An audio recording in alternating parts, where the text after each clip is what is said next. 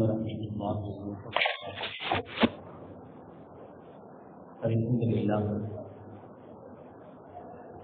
لله نحمده ونستعينه ونستغفره ونعوذ بالله من شرور أنفسنا ومن سيئات أعمالنا. من يهده الله فلا مضل له ومن يضلله فلا هادي له. ونشهد أن لا إله إلا الله وحده لا شريك له. ونشهد أن سيدنا ومولانا محمدا عبده ورسوله.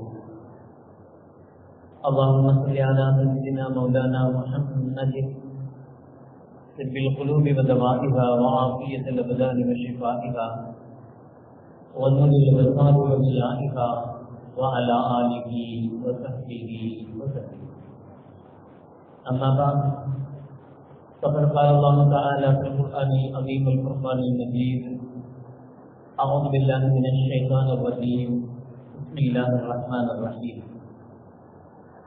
لن ينال الله لحومها ولا دماؤها ولكن يناله التقوى منكم. قال النبي صلى الله عليه وسلم: استشرفوا ضحاياكم فإنها على الصراط مطاياكم، أو كما قال عليه الصلاة والسلام. صدق الله العظيم وصدق رسوله النبي الكريم. سبحانك لا علم لنا إلا ما علمتنا إنك أنت العليم الحكيم. رب اشرح لي صدري ويسر لي أمري واحلل عقدة من لساني يفقهوا قولي. إن أريد إلا الإسلام ما استطعت وما توفيقي إلا بالله. புகழனைத்தும் அல்லாஹ் ஒருவனுக்கு எதிரிக்காக சொல்வார்கள்.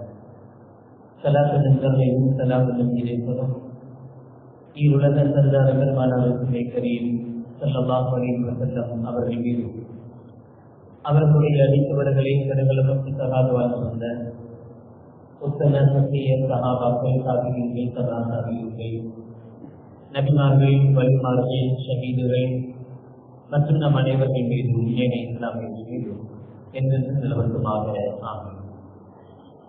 பெருமிக்கு பெருமதிப்பிற்கு உரிய பெரியவர்களே, அவ்வாறு நிலையார்களே, அல்லாஹ் பெருமினால் தியானத்தின் மாதமாகிய புனித துர்கந்தி மாதத்தை அடைந்திருக்கிறோம்.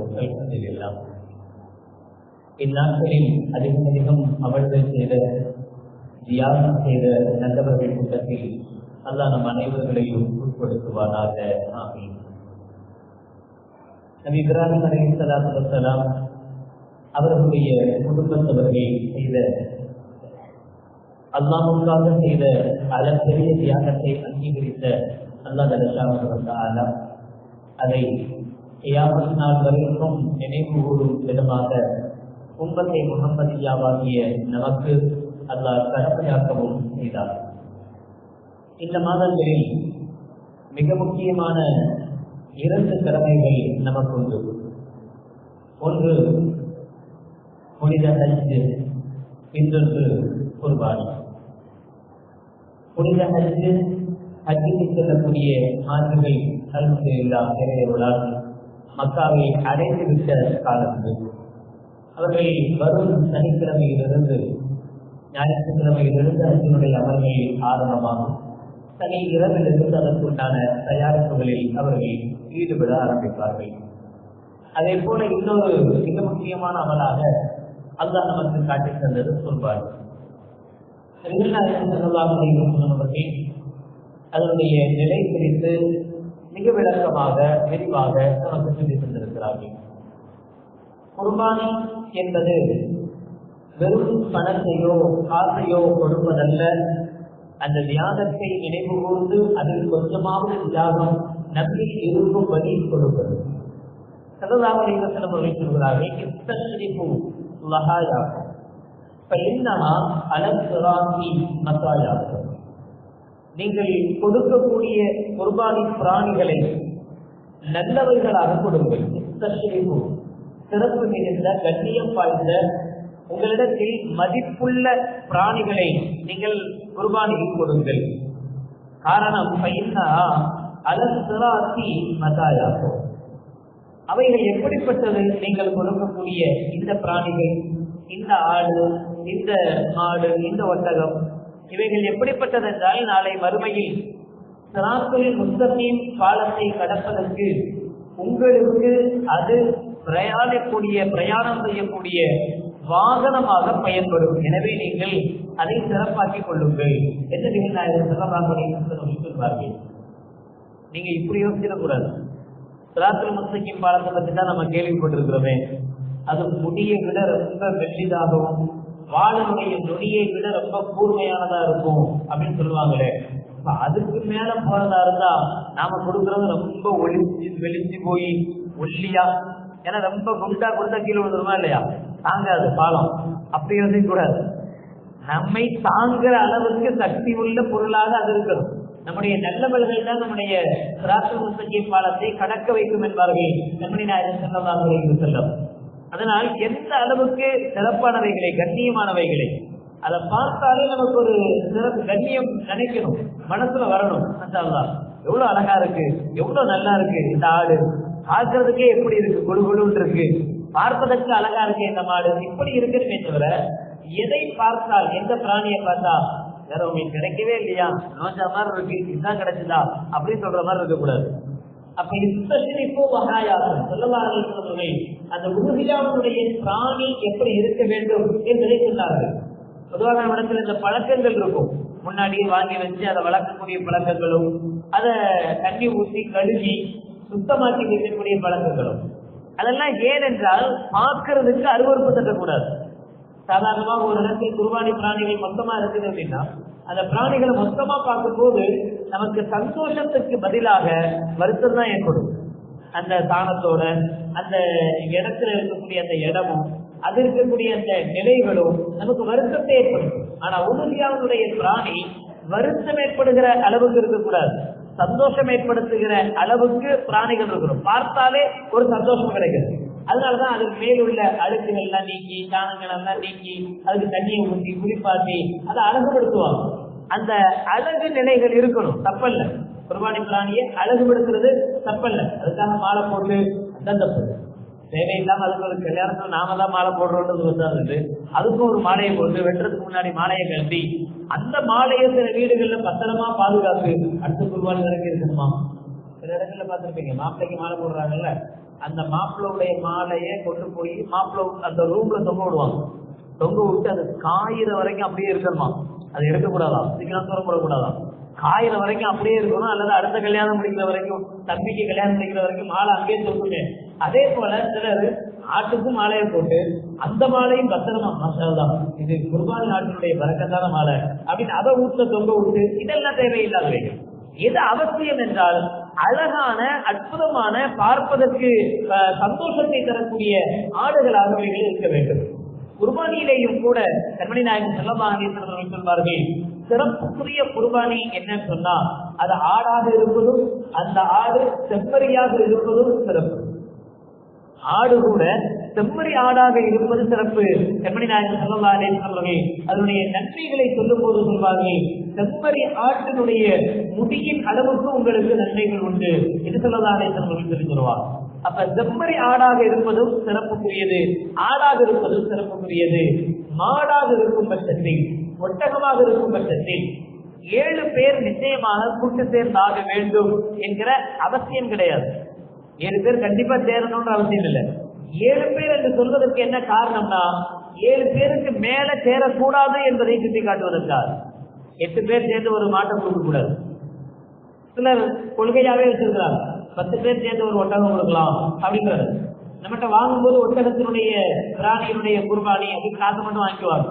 ஆனா சேர்க்கும் போது 10 பேரை சேர்த்துருவாங்க. இப்படி எவ்வளோ விஷயங்கள் நடக்குது, நம்ம கண் முன்னாடியே நடக்குது. எனவே அதல்ல, ஒட்டகமாக இருந்தாலும் மாடாக இருந்தாலும் 7 பேர் வரை சேரலாம். நம்ம குடும்பத்துல 5 பேர் இருப்போம், 7 பேரெல்லாம் சேர்க்க இல்லை. இந்த 5 பேர் சேர்ந்து 5 பங்குக்காக ஒரு மாட்டை வாங்கி கொடுக்கலாமா? அது ரொம்ப சிறப்பு. யார்கிட்டயும் காசு கொடுத்து சும்மா இருக்கிறதுக்கு நம்ம வீட்டுல 5 பேரா, 5 பேருக்காக ஒரு மாட்டை வாங்கி கொடுக்கிறது. என்ன சொல்ல போனா ஒரே ஆள் தனக்காக வேண்டி மட்டும் ஒரு மாட்டை கொடுப்பது கூட சிறப்பு முடியும். 7 பேர் இருக்கணுங்கிற அவசியம் அல்ல. நான் அலகத்துல நினைக்கிறேன், சொந்தமா நாமளே ஒரு மாடு ஏன் ஆடை கொடுக்கணும், மாடே கொடுப்போம், ரொம்ப பேருக்கு அதனுடைய கழிப்பை சேரும், ரொம்ப பேருக்கு கொண்டு போய் கொடுக்க முடியும் என்ன நினைக்கிறோம், தப்பல்ல. ஒரு மாட்டை கொடுக்கலாம், ஒரு ஒட்டகத்தை கொடுக்கணும் ஒரே ஆள் நினைக்கிறார், தப்பல்ல, கொடுக்கலாம். 7 பேர் இருக்கணும்ங்கிறது அவசியம் அல்ல, ஆனால் 7 பேருக்கு மேல் இருக்கக்கூடாது என்பது அவசியம். 7 பேருக்கு மேல சேர்க்கக்கூடாது என்பது அவசியம். அதுல நாம அதிகமாக கவனம் செலுத்தணும். அதே போல ஆடு வாங்க ஆரம்பிச்சா, கிட்டத்தட்ட வாங்க ஆரம்பிக்கலாம், நாமெல்லாம் கிராமங்கள்ல தான் வாங்கி வளர்க்கிற பழக்கங்கள் நமக்கெல்லாம் அந்த ஒரு நாளைக்கு முன்னாடி பிடிச்சிட்டு வந்து மறுநாள் அறுத்துட்டாதான் டென்ஷன் இல்லாம இருக்குங்கிறதுனால அப்ப நாம தயாராகிட்டு இருக்கிறோம். பழக்கம் தெரியல, குர்பானிக்காக தயாராகி கொண்டிருக்கிற நேரம். இப்ப நாம ஆடுகள் வாங்கும் போது அதை எப்படி பார்த்து வாங்குறது ரொம்ப அவசியம். ஏன்னா குறைவுள்ள ஆடு கொடுக்கப்பட்டால் குர்பானியே செல்லாது, கூடாது. சில குறைகள் இருக்கு, அந்த குறைகளோடு அந்த குர்பானி கொடுக்கப்பட்டால் குர்பானியே கூடாது என்கிற அளவுக்கு நிலைமை போய் சேரும். அதனால கூடாது. அது மாதிரியான விஷயங்கள் என்ன அப்படின்னா, ரொம்ப முக்கியமாக ஒரு குர்பானியினுடைய பிராணியை வாங்குறோம், அந்த பிராணியினுடைய நாக்குல புண்ணு, அதால எந்த உணவையும் சாப்பிட முடியல. சாப்பாடு சாப்பிடுற அளவுக்கு, தன்னுடைய தேவையை தானே நிறைவேற்றிக் கொள்கிற அளவுக்கு அந்த ஆட்டால முடியல, தான் சாப்பிட முடியல. நாம என்ன நினைக்கிறோம்னா, ஒரு நாள் கூட்டு தானே, இன்னைக்கு வாங்க போறோம், நாளைக்கு இருக்க போறோம், இதுக்கு எதுக்கு சாப்பிடணும், சாப்பிடவே வேணாம், சுப்பவே இருக்கட்டும், நம்ம புள்ள மாதிரி நினைச்சி நம்ம பாலா புட்டில வச்சு ஊற்றுவோம். அந்த ஆட்டை என்ன செஞ்சிடலாம், வளர்த்துடலாம், ஒரு நாள் காப்பாற்றலாம், காப்பாற்றி மறுநாள் வெட்டிடலாம் நினைக்க கூடாது.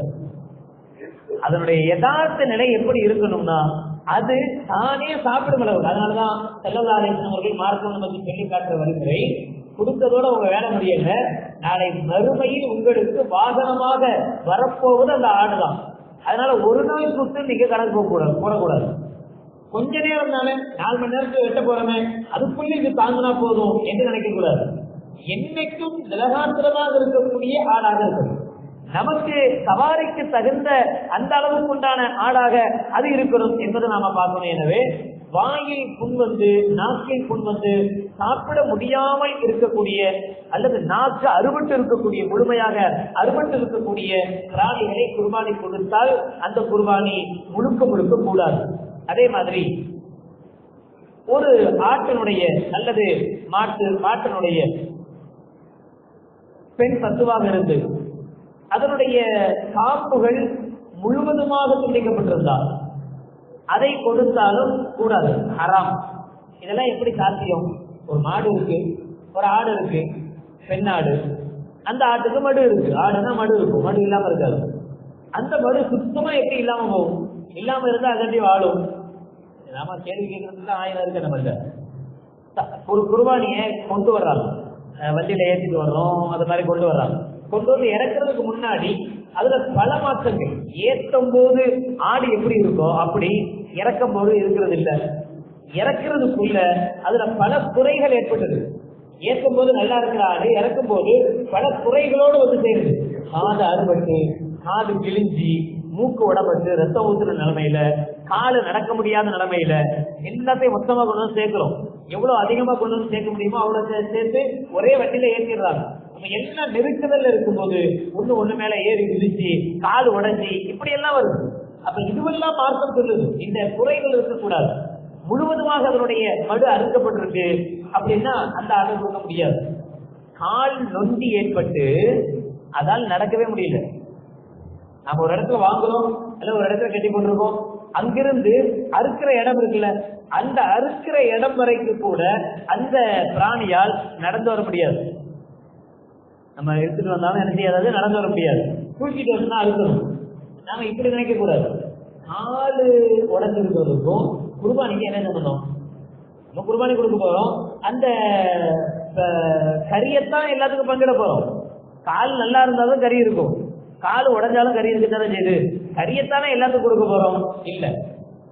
அதுலதான் நான் ஆரம்பத்திலே இந்த அதிகம் சொன்னேன், அது நம்முடைய பிரயாணத்துக்கு உண்டான ஒரு வாகனம். நுண்டி இதுல போய் நாம பிரயாணம் செய்ய முடியுமா? செய்ய முடியாது. எனவே அது நுண்டி. ஆனா சில ஆடுகளுக்கு கொஞ்சம் கால் நுண்டுது, ஆனா நடக்குது. சுத்தமா நடக்க முடியாமலாம் இல்ல, அளவு தாராளமா நடக்குது, போகுது, வருது, எல்லாம் இருக்கு. ஆனா கொஞ்சம் அடிபட்டதுல, வண்டியில ஏற்றிட்டு வந்ததுல கொஞ்சம் வேதனை, வலி, அந்த வலியினால கொஞ்சம் நொண்டி நொண்டி நடக்குது, பரவாயில்லை, அது கூட பரவாயில்லை. அது கூட இல்லாமல் இருப்பதுதான் சிறப்பு. எந்த குறையும் இல்லாமல் கொடுக்கிறது தான் சிறப்புக்குரியதை தவிர குறையோடு கொடுக்கணும்னு நினைக்க கூடாது. சில குறைகள் கண்டிப்பாக தவிர்க்கப்பட வேண்டியது, சில குறைகள் இருந்தா பரவாயில்ல. நொண்டி நொண்டி வந்தா இருந்தா பரவாயில்ல, ஆனால் நொண்டாமல் இருக்கக்கூடிய நல்லது ரொம்ப சிறப்புக்குரியது. வெளிப்படையான நோய்கள் இப்ப வாட்ஸ்அப் வந்தது இப்ப ரொம்ப பிரபலமா போகும். உங்களுக்கு பல வருஷத்துக்கு முன்னாடி உள்ளதுதான் திடீர்னு புதுசா வரும். காதல சில அடையாளங்களை காட்டி இப்படி இருந்தா வாங்கவே வாங்காதீங்க, அது மோசமான நோய், அது நோய் உள்ள ஆடு அப்படின்னு பரப்புறாங்க. எது அவசியமான நோயோ அதெல்லாம் பரப்புறது இல்லை, எது சம்பந்தமே இல்லாததோ அதெல்லாம் அது ஒரு கரும் உண்டிகள்னு சொல்லுவாங்க, ஆட்டுக்கு வரக்கூடிய உண்டி. சில சமயங்கள்ல அந்த உண்டிகள் அழகா காட்டும் ஆட்டை. சில ஆடுகளுக்கு சில உண்ணிகள் அழகா இருக்கும். அந்த உண்ணியினால ஆட்டுக்கு நோய் இல்லை, ஆடு அதனால் நோய்வாய்ப்படாது. அந்த உண்ணிக்கும் நோய்க்கும் சம்பந்தமே கிடையாது, அது சாதாரணமாக ஏற்படக்கூடிய உண்ணிகள். இது ஒரு ஜாதி வகை ஆடுகளுக்கு சகஜமா இருக்கும். அந்த ஆட்டில் உள்ள உண்ணிகள், அந்த காதலன்னு ஒரு போட்டோ வாட்ஸ்அப்ல வருதா இல்லையா, அந்த உண்ணிகள் சில வகையான ஆடுகளுக்கு சகஜமா இருக்கும்.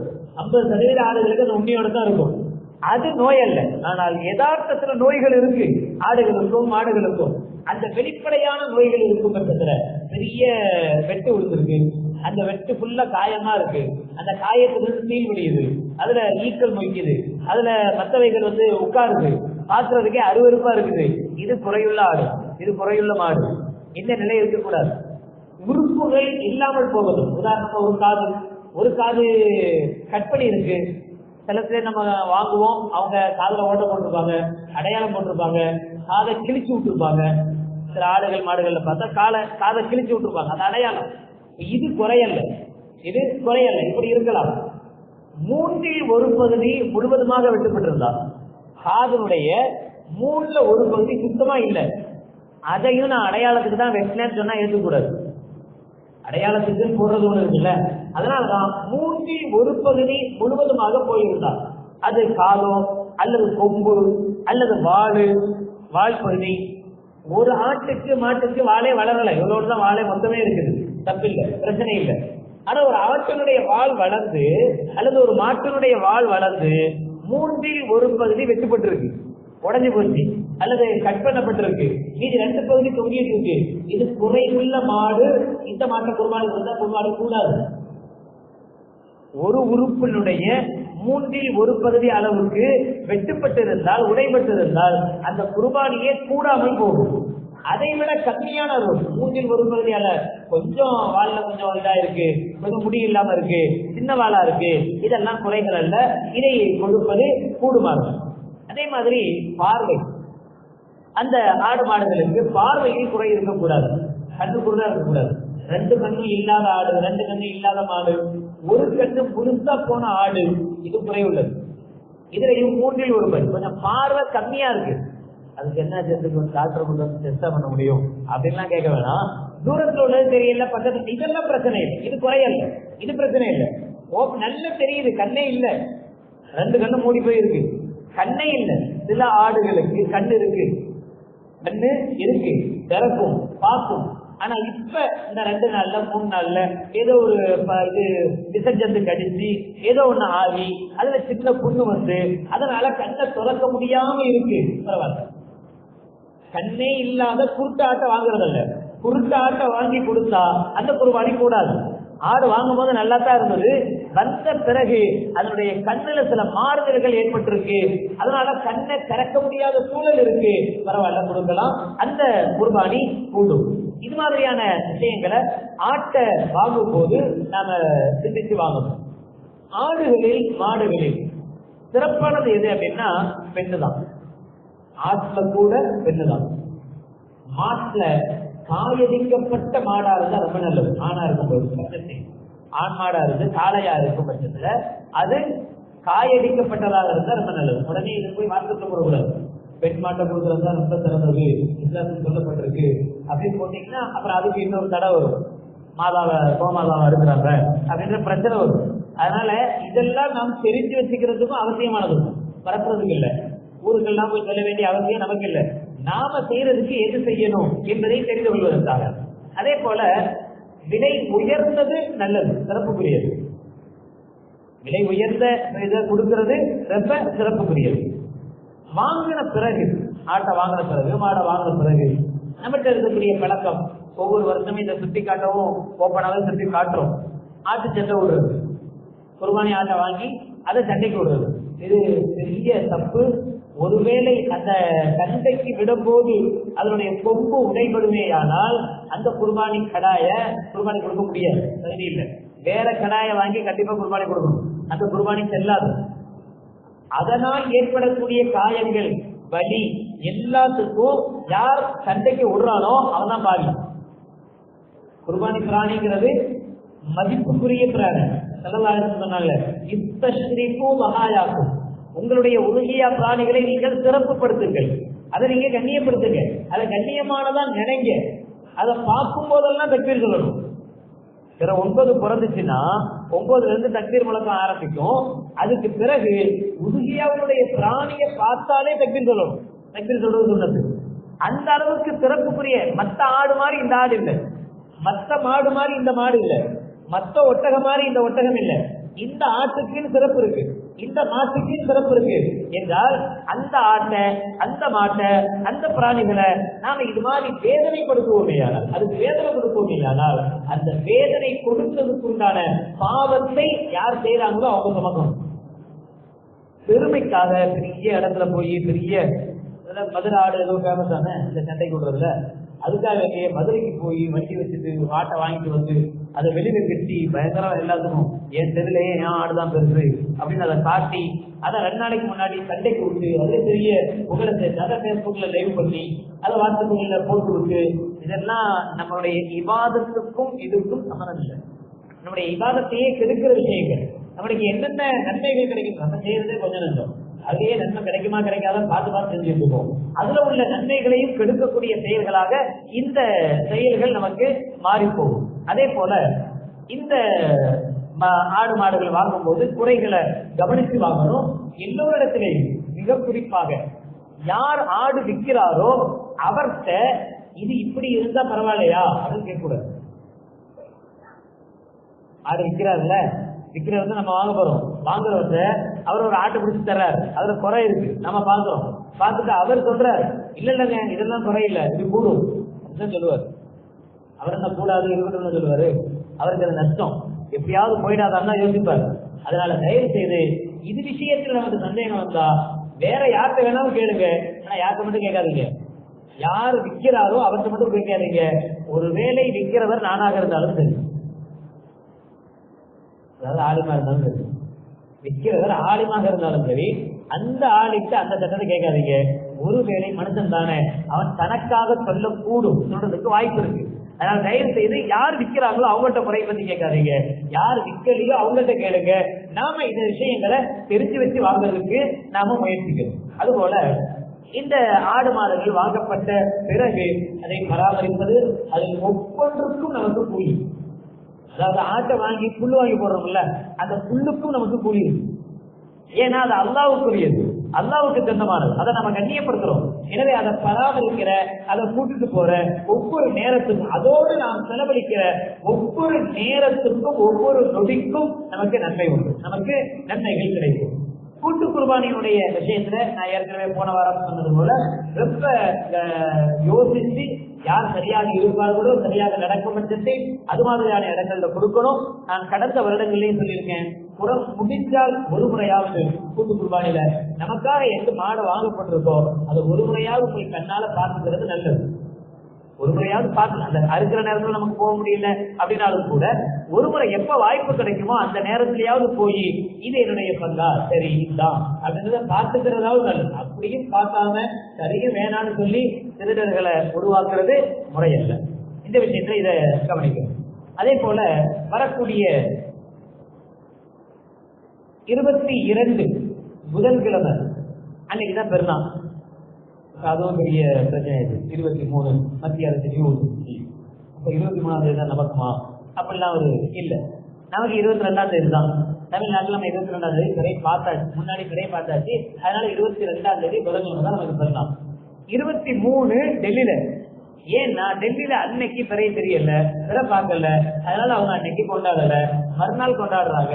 அதனால அவங்களுக்கு மத்திய அரசு, டெல்லியினுடைய மாநில அரசும் டெல்லியில் இருக்கக்கூடிய மத்திய அரசுக்கும் 23ஆம் தேதி விடுமுறை. மற்ற மாநிலங்களை பொறுத்தவரை அந்தந்த மாநிலங்கள் முடிவு செய்யலாம் அப்படின்னு மத்திய அரசு அறிவிச்சிருச்சு. அதனால தமிழ்நாட்டை பொறுத்தவரை நமக்கு மாநில மத்திய அரசுடைய விடுமுறை 22ஆம் தேதி தான். அது விடுமுறை உடல்னாலும் நமக்கு பெருனா 22ஆம் தேதி தான். ஒருவேளை மாற்றி அறிவிச்சு 23ஆம் தேதி விடுமுறை அப்படின்னா உடனே பெருனா மாத்திக்க போறோமா? நமக்கு பிறைய கண்டம், பிறைய கண்டம் நமக்கு 22ஆம் தேதி தான் பெருதான். 21ஆம் தேதி பிறை 9, அதுல அரபாவுடைய நோன்பு இருப்பது சொன்னது. சொல்லுவாங்க, முஸ்லிமுடைய 1976வது ஹதீஸ், சியாமு யோமி அரபா அஹ்தஸு அலல்லாஹி ஐயுக்கத்திர சனத்தல்லதி கபலா வ சனத்தல்லதி பாதா. அரபாவுடைய ஒரு நோன்பு ஒரு மனிதனுடைய முன் ஒரு வருட பாவத்தையும் பின் ஒரு வருட பாவத்தையும் நிச்சயம் போக்கும் என்று நான் ஆதரவு வைக்கிறேன் என்று கற்பனை நாயகர் ஸல்லல்லாஹு அலைஹி வஸல்லம் சொன்னார். ஒரு நோம்புக்கு 2 வருஷத்தினுடைய பாவத்தை போக்கக்கூடிய பவர் இருக்கு என்று நபிகள் நாயகர் ஸல்லல்லாஹு அலைஹி வஸல்லம் கொடுத்த அந்த நோன்பு செவ்வாய்க்கிழமை அரபாவுடைய நோன்பு இருக்க வேண்டிய நாள். இன்னொரு முக்கியமான அமல் தக்பீர் முழக்கம். நோன்பு பெருநாள் மாதிரி பெற பார்த்ததிலிருந்து அந்த பெருநாள் தொழுகையோடு தக்பீர் முடிகிறதல்ல. ஹஜ் பெருநாளை பொறுத்தவரை பிறை 9 சுபுகள் இருக்கு. அதாவது செவ்வாய்க்கிழமை புதன்கிழமை பெருநாள், செவ்வாய்க்கிழமை காலையில சுபுகு தொழுகையில இருந்து செவ்வாய், புதன், வியாழன், வெள்ளி, சனி, சனிக்கிழமை அசர் தொழுகை வர 5 நாள். செவ்வாய்க்கிழமை காலையில சுபுகில் இருந்து சனிக்கிழமை அசர் தொழுகை வரை ஒவ்வொரு பருவான தொழுகைக்கு பின்னாடியும் தக்பீர் சொல்றது சொன்னது. இது அல்லாம இந்த 5 நாட்கள்ல தக்பீர் முழக்கத்தை அதிகப்படுத்துறது நல்லது. இந்த 5 நாட்கள்ல குர்பானி பிராணிகளை எங்கெல்லாம் பார்ப்போமோ பார்க்கும் போதெல்லாம் தக்பீர் சொல்றது சுன்னத்து. தக்பீர் முழக்கங்களை அதிகப்படுத்தக்கூடிய நாட்கள் இந்த 5 நாட்கள். குர்பானி கொடுக்கக்கூடிய நாள் பிறை 10, அதாவது புதன்கிழமை. அந்த ஒரு நாள், அந்த நாளில் கொடுப்பதுதான் சிறப்புக்குரியது. ஒருவேளை அதுக்குண்டான வாய்ப்பு இல்லாத பட்சத்தில் புதன், வியாழன், வெள்ளி 3 நாள் பிற 10, 11, 12 இந்த 3 நாட்களுக்குள் இதுக்குள்ள ஏதாவது ஒரு நேரத்துல கொடுப்பது சிறப்பு. இரவு நேரங்களில் குர்பானி கொடுக்காம இருக்கிறது நல்லது. அறிவு பின்னாடி நைட் நேரத்துல குர்பானி அறுத்து கொடுக்காம இருக்கிறது நல்லது. பகல் நேரங்கள்ல இருக்கிறது தான் சிறப்புக்குரியது. இந்த 3 நாள் இது இமாம் அபூ ஹனீஃபா ரஹ்மத்துல்லாஹி அலைஹி சொல்லியிருக்காரு. இமாம் ஷாஃபி ரஹ்மத்துல்லாஹி அலைஹி எக்ஸ்ட்ரா ஒரு நாள் புதன், வியாழன், வெள்ளி, சனி. அதுக்கு என்ன காரணம் அப்படின்னா பெருநாள் இல்லாம 3 நாள். அபூ ஹனீஃபா ரஹ்மத்துல்லாஹி அலைஹி பெருநாளோட சேர்த்து 3 நாள், ஆக 3 நாள்ங்கிறது தான் கணக்கு. அதனால வந்த ஒரு கருத்து வேறுபாடு. ஆக இதுக்குள் குர்பானி கொடுக்கணும், இதை தாண்டி கொடுக்கறதுக்கு பேர் குர்பானி இல்லை. இன்னொரு முக்கியமான விஷயம், இதுதான் இப்ப அவசியமானது, இப்ப நம்ம கண்டிப்பா தெரிஞ்சுக்க வேண்டியது. கேரளால அண்டை மாநிலத்துல அதிகமான வெள்ளத்துக்கு சிரமப்படுறாங்க மக்கள். சென்னையில அப்படி சிரமப்பட்ட போது அல்ஹம்துலில்லாஹ் பெரிய உதவிகளை நம்முடைய இயக்கங்களும் நம்முடைய பள்ளியிலிருந்து பெரிய எந்த விதமான பேனரும் அடையாளங்களும் இல்லாம நாம் அல்ஹம்துலில்லாஹ் உதவிகள் செஞ்சோம் என்பது உங்களுக்கு தெரியும். அந்த மாநிலத்தில் ஏற்பட்டிருக்கக்கூடிய இந்த வெள்ள பிரளயத்துக்கு அவங்களுடைய நிவாரணத்துக்காக ஒரு சில இயக்கங்கள் எப்படி இதை முன்வச்சிருக்கு அப்படின்னா, குர்பானி கொடுக்கிறது சிறந்ததா, நிவாரண நிதி கொடுக்கிறது சிறந்ததா? குர்பானி கொடுத்தா இருக்கிறவங்க சாப்பிட்டு போயிடுறாங்க. அதை விட யார் கஷ்டப்படுறானோ அவனுக்கு காத்து கொடுக்கறது தானே நல்லது, அதுதானே முறை. அதனால நீங்க குர்பானி கொடுக்கிற காசை எங்கள்கிட்ட கொடுங்க. ஆடு மாடு அதெல்லாம் சரி வாங்காதீங்க, இதான் எல்லாரும் கொடுக்குறாங்களே, எல்லாம் கறி கொடுக்குறாங்க, அந்த கறி போதும். இந்த காசை நாங்க என்ன செய்ய போறோம், நிவாரண நிதிக்காக யூஸ் பண்ண போறோம். கொண்டு போய் அவங்களுக்கு கொடுக்க போறோம். எப்படி கொடுக்க போறோம்? காசாவோ அல்லது போர்வையாவோ அல்லது லுங்கியாவோ சேலையாவோ இப்படி கொண்டு போய் கொடுக்க போறோம். நீங்க நல்லா யோசிச்சு பாருங்க, இதுதான சிறந்த தர்மம் அப்படின்னு சில பேர் ஆரம்பிச்சாச்சு. வாட்ஸ்அப்லாம் ஓடிக்கிட்டு இருக்கு, ஆரம்பிச்சாங்க. இதுதானே நல்லது. இதை நம்மள சில பேர் ஆமா ஆமா சும்மா வருஷம் தான் ஆட்டையும் மாட்டையும் அறுத்துட்டு தானே இருக்கும், எதுக்கு இந்த வருஷம் கஷ்டப்படுறவங்களுக்காவது கொடுக்கலாம், அதுலயாவது நன்மை கிடைக்கும் என்று மாறிடுறாங்க. ஒன்ன கன்ஃபார்மா தெரிஞ்சுக்கிங்க, குர்பானி என்பது அறுக்கப்படுவதுதான். அல்லாஹ் அதனுடைய ரத்தமோ சதையோ போய் சேருவதில்லை அல்லாஹ் சொல்றான். யதார்த்தம் தான், உண்மைதான். ஆனா அறுக்கப்படுவதுதான் உதவியாவே தவிர வாங்குறதுக்கு பேர் உதவியா அல்ல. ஒரு ஆட்டை வாங்கி ஆட்டையே தர்மம் செஞ்சுட்டு ஒத்துருக்கலாம். நாங்க எதுக்கு அறுத்துக்கிட்டு கஷ்டப்படணும், நீங்க இந்த ஆட்டை வச்சிருக்கீங்க, நான் குர்பானி கொடுத்துட்டேன் என்று ஆட்டை முழுசா கொடுத்தா குர்பானி நிறைவேறாது. வாங்கினது குர்பானிக்காக வேண்டிதான் ஆட்டை வாங்கினேன். அந்த ஆட்டை நான் செய்யாத வேலை இல்லை, அறுக்க மட்டும் இல்லை, அறுக்காம முழு ஆட்டை கொடுத்தேன். அவர் என்ன செஞ்சுட்டாரு, அந்த முழு ஆட்டை அறுக்காம அவரு சந்தோஷமா வச்சிருந்தாரு. அது 2 வருஷத்துல 4 குட்டி போட்டுச்சு, அது அதுக்கப்புறம் 40 குட்டி போட்டுச்சு. பாருங்க, ஒரு ஆடு 40 ஆடா வளர்ந்துருச்சு. இது சிறப்பா? அந்த ஒத்த ஆட்டை அறுத்து அப்பவே கறியா சாப்பிடுறது சிறப்பா? கொடுக்கறதான சிறப்பு மனசு சொல்லும், அறிவு சொல்லும். இப்படி செஞ்சா குர்பானி கூடுமா? கூடாது. குர்பானி இப்படி செஞ்சா என்ன செய்யாது? கூடாது. குர்பானி எப்ப அறுத்து பலியிடுவதுதான் முக்கியம். இங்க அறுக்கத்தான் வேணும், அறுத்தாத்தான் குர்பானி. அறுக்காம வச்சுட்டு தான் குர்பானி இல்லை. அதனாலதான் ஒரு குர்பானி கடாய வாங்கி இந்த 3 நாள் அல்லது 4 நாளுக்குள்ள அறுக்காமலேயே விட்டுட்டோம் அப்படின்னா 5வது நாள் சனி அல்லது ஞாயிற்றுக்கிழமை அந்த குர்பானி கடாய சும்மா யாருக்காவது சதக்கா செய்யணும். ஆனால் அதுக்கு பெயர் குர்பானி அல்ல. சதக்கா செய்யணும் மார்க்க சொல்லுது. இல்லன்னா சதக்கா செஞ்சுதான் ஆகணும். நம்ம வச்சுக்க கூடாது, நம்ம யூஸ் பண்ண கூடாது, ஒண்ணும் செய்ய வேண்டாம். ஆனா அதுக்கு பேர் குர்பானி அல்ல. குர்பானிக்குண்டான நன்மை கிடைக்காது, குர்பானிக்குண்டான கடமை நிறைவேறாது. இதுதான் ஏதாவது தர்மம் என்பது வேற, செய்யத்தான் வேணும், அவசியம்தான்.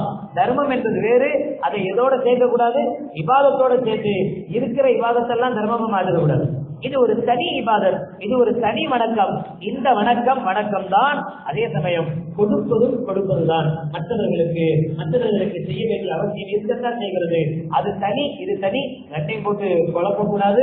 இது நல்லது தானே, தயவு செய்து செஞ்சிடக்கூடாது, நினைக்க கூடாது. அப்படி நினைச்சு நம்முடைய குர்பானிகளை நாம் வீணாக்கி விடக்கூடாது. அல்லாஹ் சுப்ஹானஹு வ தஆலா குர்ஆனின்படியும் ஹதீஸின்படியும் உண்மையாக விளங்கி அமல் செய்யும் பாக்கியத்தை மனிதர்களுக்கு நசீபாக்குவானாக. வாஹர் தாவா நான் அஸ்ஸலாமு அலைக்கும் வரஹ்மத்துல்லாஹி வபரகாத்துஹு.